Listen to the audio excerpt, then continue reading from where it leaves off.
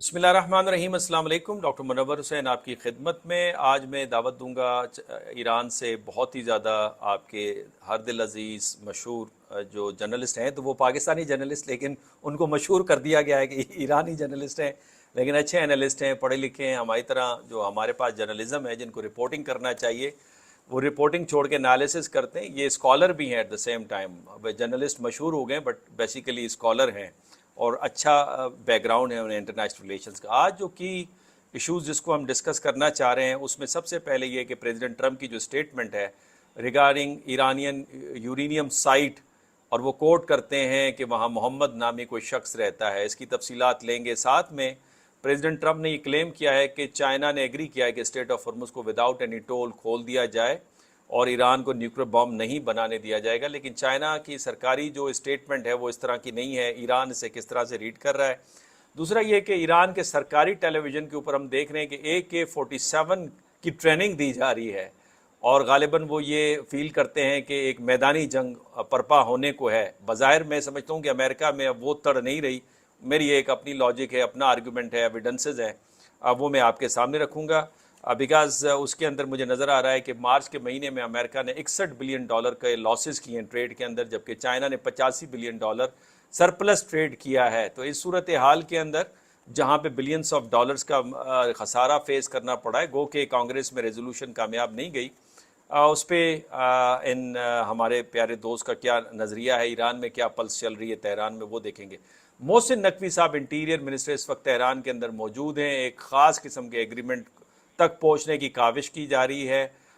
वो क्या मामला है उसको भी देख लेंगे। और साथ में चैनल 12 जो इसराइल का है वो कह रहा है जी इसराइल भरपूर तैयारी कर रहा है जंग के लिए। भाई इसराइल पहले हिजबुल्लाह के साथ तो निमट ले अच्छी तरह से, फिर ईरान तो दूर की बात है।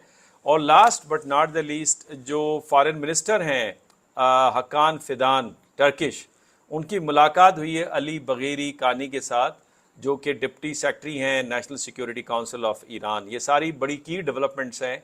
मामला किस तरफ जा रहा है? बातचीत क्या मुकम्मल जंगबंदी की तरफ जाएगी या एक और राउंड ऑफ वॉर होगा, इसराइल के साथ होगा, या अमेरिका भी इसमें शामिल होगा, या मुकम्मल तौर पे एक नया स्ट्रक्चर मुरतब किया जाएगा? सारी चीज़ों पे गुफ्तगू करने के लिए मेरे साथ मौजूद हैं मेरे बहुत ही प्यारे दोस्त, प्यारे भाई और स्कॉलर कम जर्नलिस्ट जॉन साहब। जॉन, पहले तो बहुत बहुत शुक्रिया आपने वक्त दिया। बहुत बहुत जॉन शुक्रिया ये डॉक्टर मुनव्वर। बहुत थैंक यू मुझे शुक्रिया। बुलाने के लिए और जॉन ये इंट्रोडक्शन के लिए फरमाई भी। हाँ जॉन ये फरमाइएगा, ये AK-47 और वो भी ईरान के सरकारी टीवी पे ट्रेनिंग कि ये क्या सिग्नलिंग दिया जा रहा है? क्या ईरान के पास कोई ऐसी इंटेलिजेंस है, इंफॉर्मेशन के जिस पे एक ग्राउंड फोर्सेस का ख़तरा मौजूद है जहाँ पे हमला होगा? आज मैं बात कर रहा था जो उनके एक्स सीनियर स्टेट डिपार्टमेंट के ऑफिशियल हैं पॉल फ्रिज, उनसे मैं पूछ रहा था ये खदशा, मैंने उनसे पूछा, उन्होंने कहा ऐसी कोई बात नहीं। अमेरिका के जो मौरूजी हालात हैं with in America and outside of America, वो अमेरिका के फेवर में नहीं है। वो नहीं समझते कि ये करके वो एक और ब्लंडर करेगा प्रेसिडेंट ट्रंप। डॉक्टर मुनव्वर देखें यहाँ पे आपने बिल्कुल सही फरमाया कि सिग्नलिंग का जो वर्ड यूज किया वो बिल्कुल सही आपने फरमाया।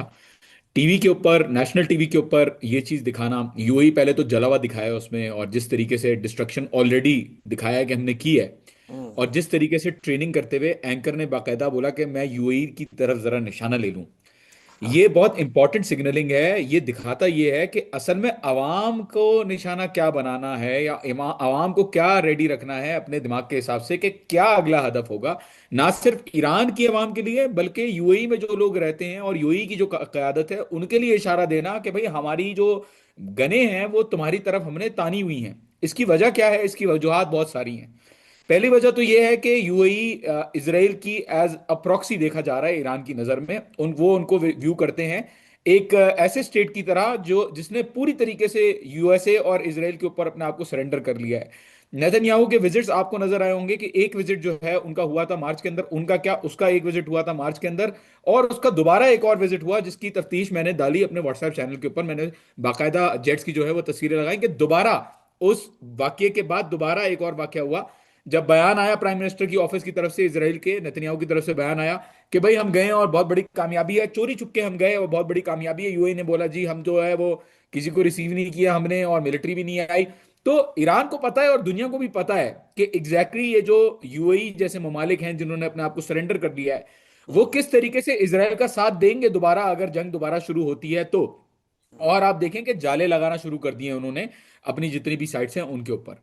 दूसरा ये कि अब्बास अराक्ची साहब जब गए थे ब्रिक्स के समिट के लिए इंडिया, तो वहां पे उन्होंने सख्त स्टेटमेंट जो है वो दिया था, जब यूएई के रिप्रेजेंटेटिव ने वहां पे ईरान की बुराई की और ईरान के बारे में बोला कि जी ऐसा किया वैसा किया ईरान ने।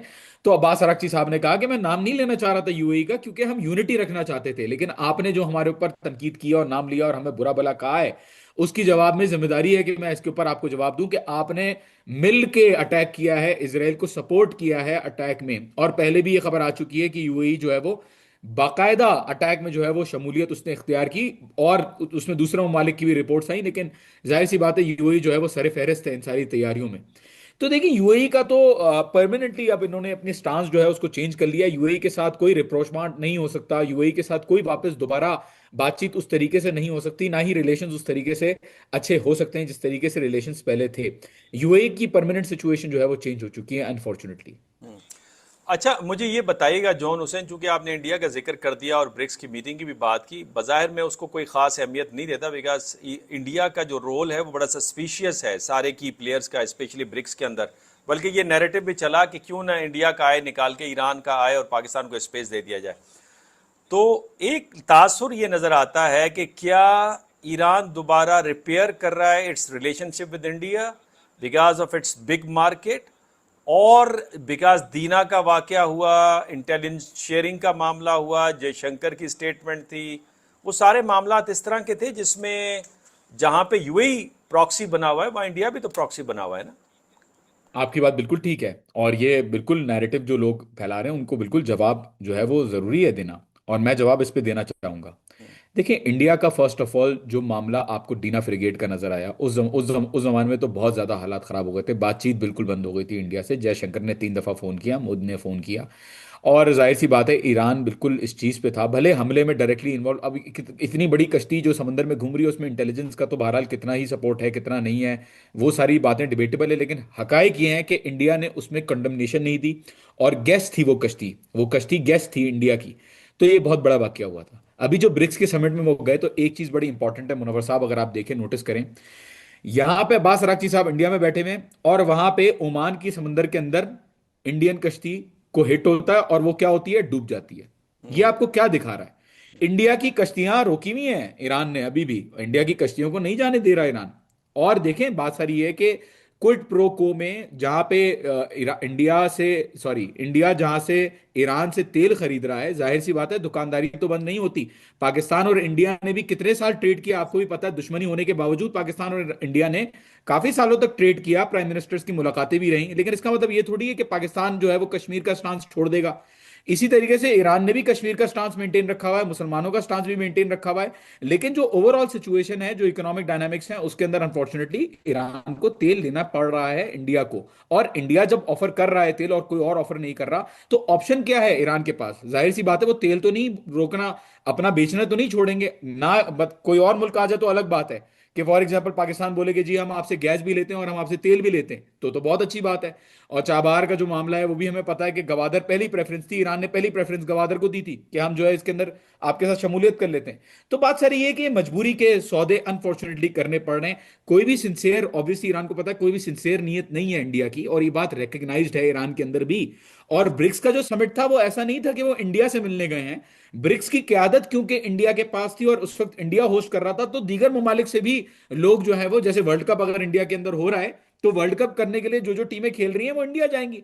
ऑपोजिशन अपनी जगह है इस वक्त भी। कश्मीर के अंदर अगर आप देखें, घरों में जाके देखें, तो वहां पे घरों के अंदर किसकी तस्वीरें लगी हुई होती हैं, लोग किसको अपना हीरो मानते हैं, लोगों ने किस मुल्कों के झंडे, पाकिस्तान के साथ किसके झंडे जो है वो लगाए हुए होते हैं अपने घरों के अंदर? आपको पता है कि ईरान के झंडे लगाए हुए होते हैं।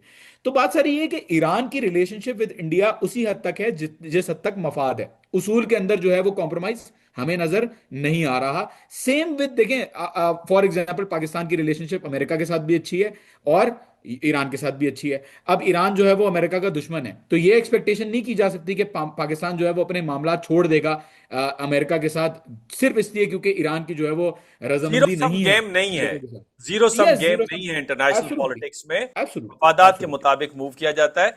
इस वक्त मोहसिन नकवी साहब इंटीरियर मिनिस्टर जो हैं वो तेहरान के अंदर मौजूद हैं, और इस वक्त पाकिस्तान में जो मौजूदा एस्टेब्लिशमेंट है उसके बहुत ही करीबी समझे जाते हैं।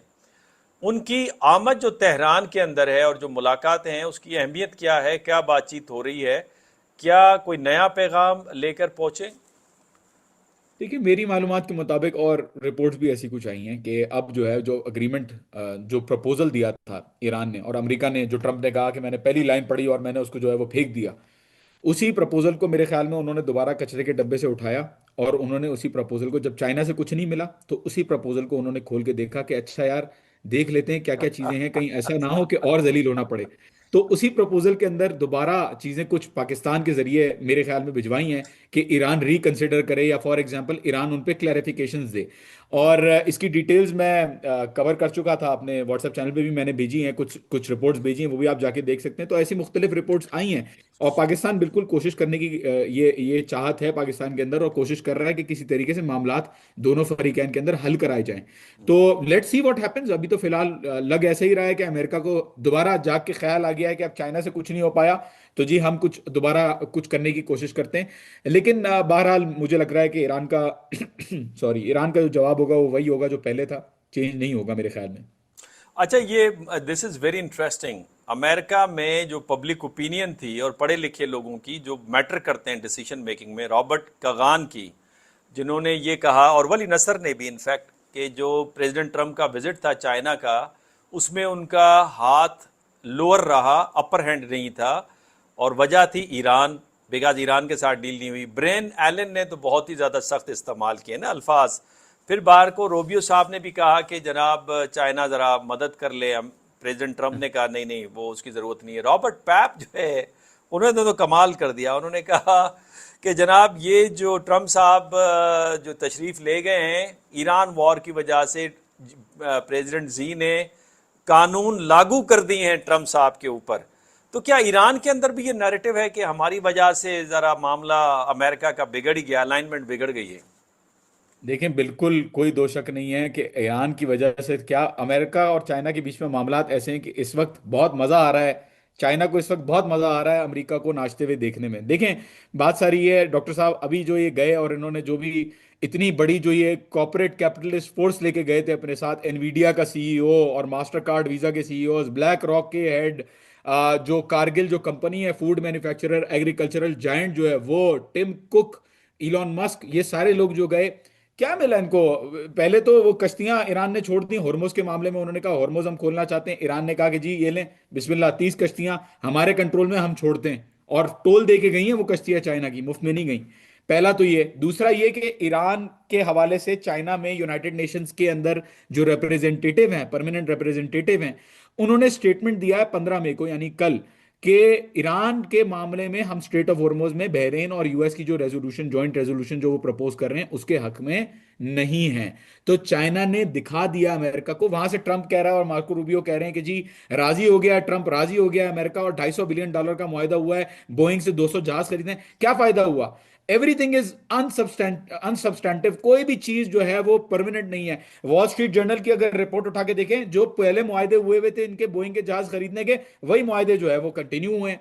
जो बुसान ट्रूस था 2025 का, उसी ट्रूस के ऊपर जो है वो बातें हुई हैं, और जो टेरिस 145% वो और वीकर पोजीशन के अंदर जो है वो सामने आ गए हैं। आप ये देखें कि ट्रंप की जो तोती बोलती बोलती थी दुनिया में, अब वो बिल्ली बने हुए हैं दुनिया के सामने। ताइवान का जब सवाल पूछा गया उनसे, तो ना सिर्फ ताइवान के सवाल पे वो खामोश रहे, बल्कि आयमा शाह उन्होंने बातें करना शुरू कर दी। बल्कि आज उन्होंने ताइवान को धमकी दे दी कि जी आप इंडिपेंडेंस डिक्लेयर नहीं करेंगे। ताइवान वहां से कह रहा है कि भाई हमें जरूरत ही नहीं है इंडिपेंडेंस डिक्लेयर करने की, तो आप क्यों कह रहे हैं हमें? क्यों? क्योंकि चाइना को देख रहा है अमेरिका कि चाइना एक बड़ा, एक सुपर पावर है, अमेरिका सुपर पावर नहीं रहा। अभी जो एनालिस्ट हैं आप उनकी सारी रिपोर्ट्स देख लें, और यूएस के अंदर जो आवाम का आपने खुद ही बोल दिया है, थॉमस मैसी देख लें किस तरीके से अभी आ रहा है front of the line, Dan Bilzerian जो है वो खड़ा हो रहा है, किस तरीके से उनका इजराइल फर्स्ट का जो पूरा प्रोपेगेंडा है वो एक्सपोज हो रहा है। तो ये चीजें नॉर्मली यूएस के अंदर जो है वो चेंज हो रही हैं, और एक नजर आ रहा है कि एक स्ट्रक्चरल शिफ्ट हो रहा है यूनाइटेड स्टेट्स की डोमेस्टिक पॉलिटिक्स के अंदर, जिसके बारे में आपको बेहतर पता होगा, आई एम प्रीटी श्योर। लेकिन चाइना जो है वो इस फॉलिंग एम्पायर का, इस डाइंग एम्पायर का ना सिर्फ मजा ले रहा है देखते हुए, बल्कि साथ भी दे रहा है ईरान का। ये बात बिल्कुल क्लियरली नजर आ गई, क्योंकि चाइना ने कोई भी स्टेटमेंट नहीं दिया। तेल खरीदेंगे चाइना, चाइना यूएस से तेल खरीदेगा, कोई स्टेटमेंट नहीं आया। स्ट्रेट ऑफ हॉर्मुज के ऊपर चाइना जो है वो हमारे साथ काम करेगा, चाइना ने बोला नहीं जी, हम जो है यूएन रेजोल्यूशन में आपके साथ नहीं है। बोला कि चाइना जो है वो 200 जहाज खरीदेगा, बोइंग के 4% शेयर, डॉक्टर मुनव्वर 4% शेयर बहुत बड़ी बात होती है, इतनी बड़ी कंपनी के 4% शेयर भी गिरना। उस खबर से शेयर गिर गए, क्यों? क्योंकि एक्सपेक्टेशन ये थी कि 500 जहाज खरीदेगा। तो बात सारी ये कि यूनाइटेड स्टेट्स का घूम फिर के आ गई ये दौरा करके, इनको पता चल गया है कि चाइना से इनको कुछ भी नहीं मिलने वाला, चाइना सपोर्ट कर रहा है ईरान की। और जाहिर सी बात है, अब कोशिश यही चल रही है कि किसी तरीके से खुद से जो करने की कोशिश की जाए वो करने की कोशिश की जाए। लेकिन देखिए, अनफॉर्चुनेटली आपने पहले भी इसका तबसरा किया और ग्राउंड फोर्सेस की आपने बात की, unfortunately reason does not prevail in this situation. आपको याद होगा, हिटलर ने जब ऑपरेशन बारबरोसा लॉन्च किया था तो उसने पहले स्टडी किया था, जो नेपोलियन की इन्वेजन थी रशिया की, उसने पहले स्टडी की थी। और नेपोलियन जो हारा रशिया के अंदर इन्वेजन करके, 6 लाख लोग लेके गया, 40,000 वापस आए। फिर उसकी जो प्रशिया और ऑस्ट्रिया टूटे और उसने कोलिशन के सामने जो हार शिकस्त उसकी हुई वाटरलू के अंदर, वो फिर हारा। तो पूरा एक सिलसिला पड़ा हिटलर ने, फिर भी उसने हमला किया रशिया के ऊपर।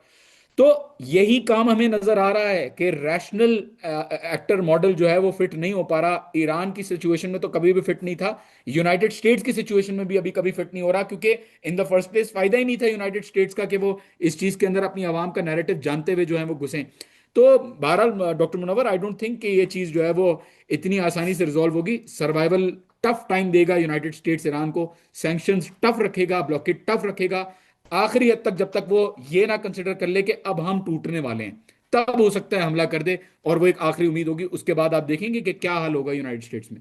अच्छा, वैसे ये जो तीन जंगें हैं ना जोन साहब, उस वो गले पड़ गई हैं पूरे स्ट्रक्चर के। यूक्रेनियन वॉर 2023, गजा वॉर 2023 अक्टूबर 7, और ईरान जंग जो फैब में स्टार्ट हुई है, इसने पूरा ग्लोबल लेवल और रीजनल लेवल पे स्ट्रक्चर को हिला के रख दिया है। अच्छा ये बताइए, ये 9 कैमरा वाली कहानी क्या है जहां पे यूरेनियम ईरान ने छुपा के रखी है, और मोहम्मद नामी एक शख्स नहीं है, कई शख्स हैं। ये खबर प्रेसिडेंट ट्रंप तक कैसे पहुंची? बड़ी हैरतनाक खबर है। मैं बड़ा शौक हुआ कि उनको ये रियलाइज हो गया कि एक साइट के पास मोहम्मद नाम का बंदा जो है वो काम कर रहा है। मैंने तो ये भी सुना है डॉक्टर मुनव्वर के, उस साइट के पास जो है एक शहर है और उसके अंदर कबाब भी बनते हैं, और बहुत सारी ऐसी फैक्ट्रियां हैं। चुल्लू कबाब जी बनते जी, हैं। चुल्लू कबाब बनते हैं, और बहुत सारी ऐसी फैक्ट्रियां हैं, यूरेनियम की इनरिचमेंट की फैसिलिटीज हैं, जहां पे ना सिर्फ मोहम्मद नामी शख्स काम करता है, बल्कि सुना है कि अली नामी शख्स भी काम करता है, हुसैन नामी शख्स भी काम करता है, और रजा नाम का आदमी भी काम करता है। तो ये बहुत बड़ी खबर है कि उनकी जो खलाई फोर्स है, स्पेस फोर्स है, उसने ये इस बात का जो है वो अंदाजा लगा लिया। सलाम है डोनाल्ड ट्रंप को और उनकी स्पेस फोर्स को। मैं क्या ही कहूँ, ये मजाका खेज बातें जो ये करते हैं। आधे से ज्यादा दुनिया के अंदर जो मुसलमान है उनका नाम मोहम्मद, मोस्ट कॉमन नेम है मोहम्मद। दुनिया के अंदर सबसे ज्यादा कॉमन नेम मोहम्मद है, और और इसमें वो कोई रॉकेट अरबों साइंस। में है, वो अरबों में ज्यादा अरबों, है। जी जी, अरबों में भी ज्यादा है। और बहरहाल उन्होंने किस तरीके से ईरान के अंदर उसको वही लॉजिक अप्लाई करके यहाँ पे लगाई, जबकि यहाँ पे इतना ज्यादा मोहम्मद नाम जो है वो कॉमन नहीं है। लेकिन वही लॉजिक उन्होंने अप्लाई किया, और बाद में रिकग्नाइज भी किया कि इट्स प्रिटी कॉमन, ये तो बहुत कॉमन है, 50% जो है वो लोग मोहम्मद ही होते हैं। तो मैं तो हंस रहा था उस बयान को देख के, मैं क्या बोलता उसके बाद, इतनी सारी चीजें आ गई हैं कि अब आपको एंटरटेनमेंट कम नहीं मिलेगा। डोनाल्ड ट्रंप रोजाना कुछ ना कुछ आपको दे देता है कि आप मजाक उड़ाएं उनका। अच्छा ये बताएं, ये foreign minister of Turkey Hakan Fidan और अली बगैरी कानी जो डिप्टी सेक्रेटरी हैं नेशनल सिक्योरिटी काउंसिल की, बड़ी इंपॉर्टेंट मीटिंग है। बिकॉज ये जो क्वाड है ना, इसमें पाकिस्तान में अब नैरेटिव जोर पकड़ता जा रहा है कि ये क्वाड यस। को इफेक्टिव बनाने के लिए you have to include Iran. लेकिन Iran, yes. Foreign minister of Saudi Arabia, foreign minister of Turkey, foreign minister of Pakistan, इन तीनों के साथ तो कंसिस्टेंटली अटैच है। इस मुलाकात का मकसद क्या है, क्या इंफॉर्मेशन आ रही है? देखें, मेरे ख्याल में अब इसमें मेरा तज्जिया ही है, क्योंकि मेरे पास खबर नहीं है सच की एग्जैक्टली क्या क्या बातें मीटिंग के अंदर हुई हैं, जो मीडिया में बातें हैं उसके अलावा। डिफेंसिव पोजीशनिंग के ऊपर और रीजनल मामलात के ऊपर तो बात हुई है, ये पब्लिकली अवेलेबल जो है वो नॉलेज है। लेकिन ये बाकरी साहब जो कि डेप्यूटी सेक्रेटरी, ये बहुत बड़ी पोजीशन है क्योंकि ये ईरान की सुप्रीम नेशनल सिक्योरिटी काउंसिल के डेप्यूटी सेक्रेटरी हैं। सुप्रीम नेशनल सिक्योरिटी काउंसिल वो इदारा है जो ईरान के जो भी मामलात है ना, नेशनल सिक्योरिटी के बारे से, जंग के मामलात हो गए या दूसरे मामलात हो गए, वो सारे मामलात डील करते हैं। तो इस्तांबुल में जो इनकी मुलाकात हुई है मेरे ख्याल में वो इसलिए हुई है ताकि एक रीजनल ब्लॉक जो है वो किसी शक्ल में लेके आया जाए या अलायंसेस को अपने पास लाया जाए, और उनको फॉर एग्जांपल सऊदी अरब के अंदर भी आपने देखा कि जो सऊदी अरब के जो फॉरेन मिनिस्टर हैं उनसे भी बातचीत हुई है इस बारे में, ओमान से भी बातचीत हुई है इस बारे में, कतर से भी बातचीत हुई है इस बारे में। बड़ी बात चल रही थी, पाकिस्तान का जब दौरा हो रहा था तब भी बात चल रही थी, फोन कॉल्स हो रही थी और विजिट्स भी हो रहे थे। कोशिश ये की जा रही है कि ये ममालिक जो रीजन के अंदर हैं वो किसी तरीके से अमेरिका के ऊपर से अपनी रिलायंस कम करें। नेटो के बेसिस हैं, तुर्की के अंदर इंसरलिक बेस है और एक और जो इंपॉर्टेंट बेस है, उन दो बेसिस में से एक्सपेक्टेशन ये की जा रही है कि इस दफा अगर हमला होता है तो क्योंकि 13 बेसिस, 16 में से 17 में से 13 बेसिस इन ऑपरेबल के करीब पहुंच चुके हैं यूनाइटेड स्टेट्स के इन सारे खलीज फारस के ममालिक के अंदर, तो हो सकता है कि तुर्की के जो बेसिस हैं उनको किसी तरीके से मोबिलाइज करने की कोशिश की जाए, जबकि वो पहले यूज नहीं हुए थे, वो सिर्फ वहां से जो रिकॉनेसेंस फ्लाइट्स थी बहरहाल वही उड़ी थी।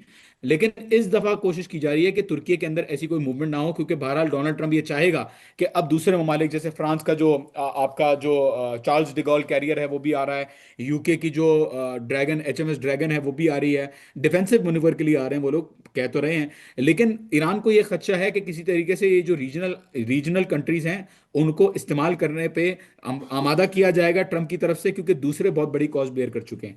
पाकिस्तान के साथ ऑलरेडी तुर्किया, कतर जो है वो सऊदी डिफेंस पैक्ट के अंदर आने के लिए रजामंदी शो कर रहे हैं, हमें ऐसा नजर आ रहा है। और हो सकता है ये इसी मरहले का जो है एक एक एक मौका हो या सिलसिला हो जिसके अंदर हो सके कि ईरान अपने आप को इंक्लूड करवाने की कोशिश करे। ऑल्दो इसके अंदर मुश्किलात जाहिर है, हमें जियो पॉलिटिक्स के हवाले से मुश्किलात जो है वो नजर आ रहा है कि इसके अंदर फेस करनी पड़ेंगी, लेकिन मेरे ख्याल में सारी रीजनल कंट्रीज यही चाहती हैं कि अब वक्त आ गया है कि अमेरिका से इंडिपेंडेंस ली जाए और इस खत्ते के अंदर अपनी एक जो जामे फोर्स है वो बनाई जाए।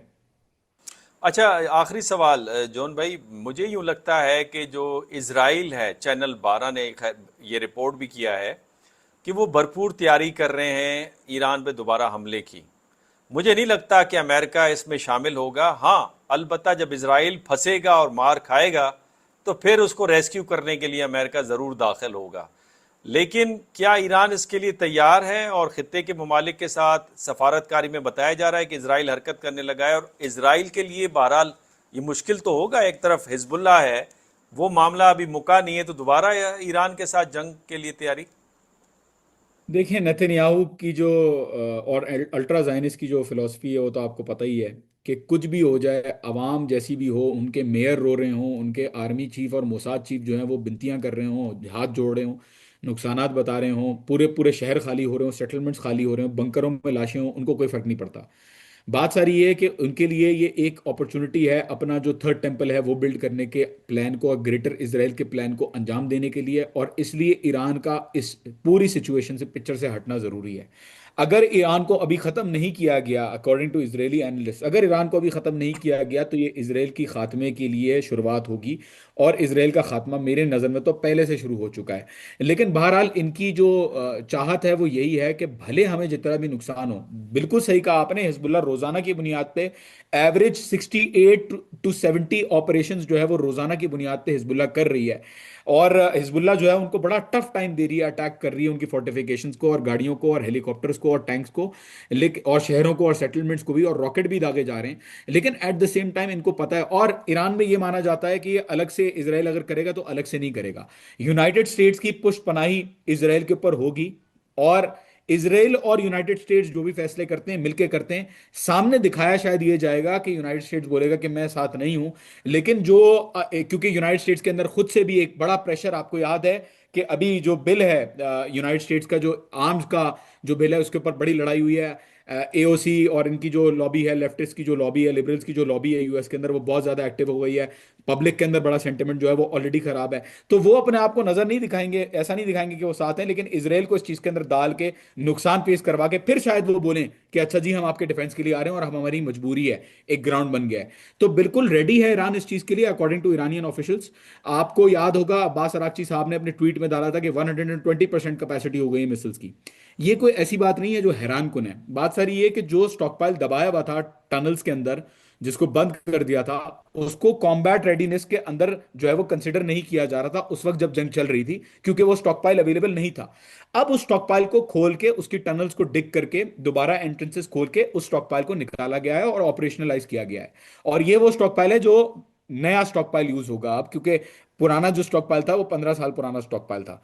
तो अब ईरानी रेडी है not just to engage with Israel, बल्कि अगर एक लैंड इंकर्जन होती है ईरान के अंदर और लैंड इंकर्जन के थ्रू कोई चीज होती है, तो 3 करोड़ से ज्यादा ईरानी इस वक्त अपने आप को रजिस्टर कर चुके हैं फॉर एनी लैंड इंकर्जन।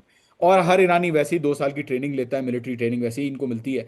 तो मेरा नहीं ख्याल कि रैशनली इनको ऐसा करना चाहिए, लेकिन बहरहाल मेरी जो सिक्स सेंस है वो यही कहती है कि जरूर ये चीज करने की कोशिश करेंगे और हमला जरूर करेंगे, until and unless reason prevails. तो देखते हैं क्या होता है। इंटेलिजेंस यहाँ पे रिपोर्ट्स और असेसमेंट्स यही कहती हैं कि हफ्ते के अंदर अंदर हमला हो सकता है ईरान के अंदर, but let's see what will happen. अच्छा, बड़ा मुख्तसर अंदाज है जॉन हुसैन साहब, बिकॉज पाकिस्तान के अंदर अब ये नैरेटिव चल पड़ा है कि इसराइल ने कुछ 56% साउथ लेबनान का एरिया अपने कंट्रोल में ले लिया है और ये इसका आगाज 5% से हुआ था। रियलिटी क्या है ऑन द ग्राउंड? रियलिटी ये है कि इन्होंने एक बफर जोन बनाया हुआ, येलो लाइन बनाई हुई है इसराइल ने, लेबनान के जो एरियाज हैं उसके अंदर। देखें, लेबनान के डायनामिक समझना बहुत ज़रूरी है यहाँ पे। आपको तो पता ही है, लेकिन आपके जो सुनने वाले सारिफीन हैं उनको भी मैं बताऊं तो, लेबनान के अंदर जो मेन एरियाज हैं जहाँ पे हिजबुल्लाह के लोग रहते हैं, वो रहते हैं दाहिए के अंदर फॉर एग्जाम्पल, जो जो कि बैरूत के इलाके के अंदर आता है। और मेन लेबनान के अंदर और दूसरे जो लेबनान के रीजन हैं उनके अंदर जो है वो उनकी रेफ्यूज होती है, वहाँ पे रहते हैं। जो कॉम्बैट है वो कॉम्बैट हिजबुल्ला भी करना चाहता है। ऐसे नहीं है कि सिर्फ इसराइल जो है वो, क्योंकि बहुत सारा खित्ता है जो इसराइल ने कब्जे में लिया हुआ है। फॉर एग्जाम्पल बैत शलेम जो है वो इलाका है वहां पे साउथ लेबनान के अंदर, उसको सीज किया हुआ है इसराइल ने। उसको छुड़वाने के लिए हिजबुल्ला जो है वो अटैक करना चाहता है, और हिजबुल्ला भी चाहता है कि लड़ाई बंद हो तो उन एरियाज के अंदर हो जहां पे उनके जो नॉन कम्बैटेंट्स हैं वो रह रहे हो, फॉर एग्जाम्पल। लेकिन ऐसा नहीं है, हमें नजर आता है कि सीज फायर के अंदर सारा एरिया कवर्ड था, फिर भी इसराइल इसको वायलेट करता जा रहा है बार बार।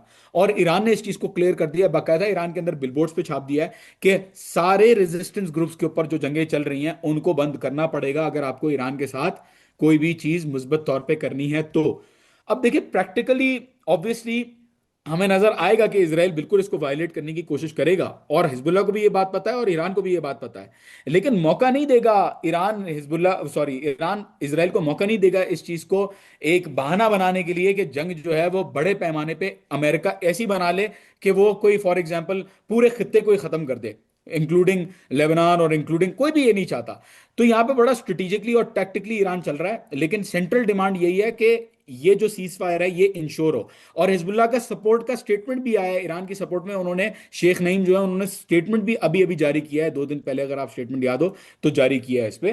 तो Lebanon obviously is not, it is not an issue जो जहां पे कॉम्प्रोमाइज करेगा ईरान। ईरान को अच्छी तरीके से पता है कि लेबनान का इशू है, गाजा का भी इशू इसके अंदर है बाय द वे, लेकिन अनफॉर्चुनेटली उसको परमानेंटली सॉल्व करने के लिए जो बिस्मिल्लाह करते हुए जो बरादर मुसलमान ममालिक जो बैठे हुए बीच में जहां इजरायली मिसाइलें जाती हैं उनको रोकते हैं, तो पहले उनको सही होना पड़ेगा इस मामले को सही करने के लिए। लेकिन लेबनान की जंग जो ऐसी है, जो एक्टिव जंग है, उसको एटलीस्ट रुकवाने के लिए ईरान जो है वो अड़ा हुआ है और डटा हुआ है। जॉन हुसैन साहब, बहुत बहुत शुक्रिया, आपने वक्त दिया। नाज़रीन, आपने जॉन हुसैन साहब की गुफ्तगू सुनी। मुझे दो चीज़ें नज़र आती हैं। अमेरिका के साथ मामला तो सेटल डाउन हो जाएगा, बिकॉज अमेरिका को डायरेक्ट थ्रेट नहीं है ईरान से, फ्रैंकली स्पीकिंग, बल्कि रादर अमेरिका ने अपनी क्रेडिबिलिटी और अपने इमेज को बहुत बड़ा नुकसान पहुंचाया है।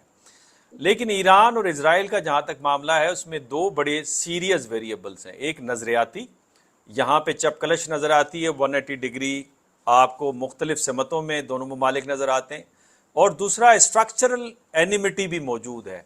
इस खिते में प्राइमेसी किसके पास है रियलिस्ट परस्पेक्टिव से।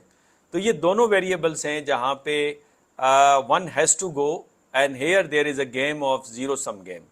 और लगता है जो ट्रेंड एंड पैटर्न नज़र आ रहा है उसमें इसराइल 2027 सवालिया निशान। जॉन हुसैन साहब, again once again thank you very much sir, आपके वक्त का बहुत शुक्रिया। आपने नायत फरमा। नाज़रीन अपने कमेंट से ज़रूर नवाजिएगा। जॉन हुसैन को और डॉक्टर मुनव्वर हुसैन को इजाज़त दीजिए। अल्लाह ने के बाद।